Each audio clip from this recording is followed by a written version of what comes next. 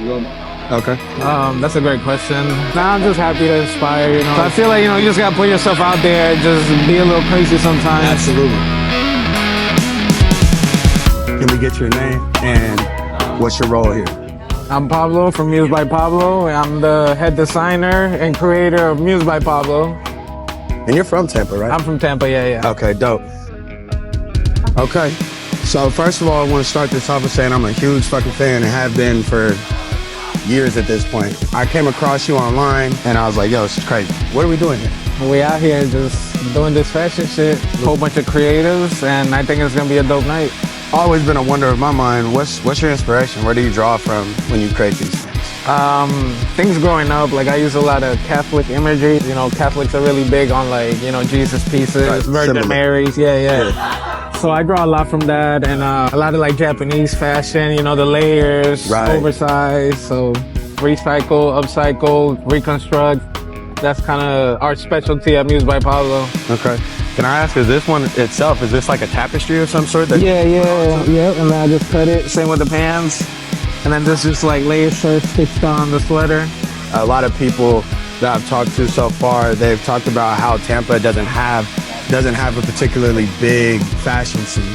So I'm wondering, from that sense, like, what is the impact that you seek to have via this fashion show, or just with your fashion in general?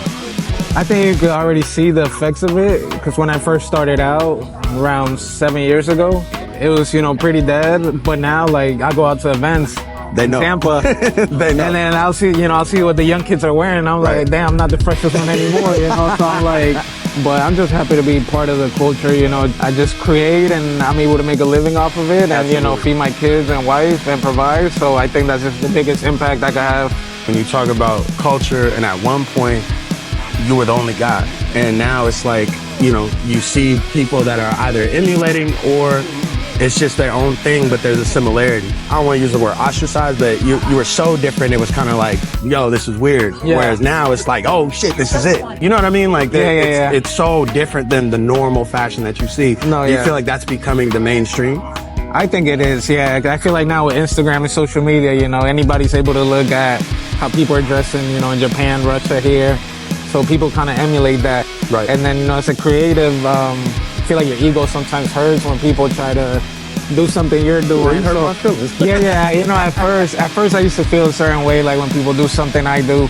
But at the end of the day, it's like, I mean, I draw inspirations from people, Absolutely. so it's like I can't be mad when people, I inspire people. So I feel like it should be a blessing.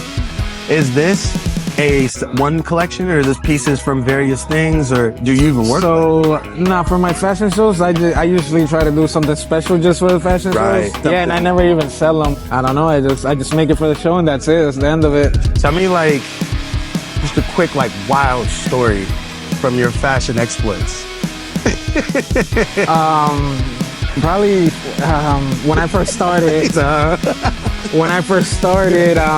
I used to go to Fashion Week in New York, and I used to like sneak into shows. Right.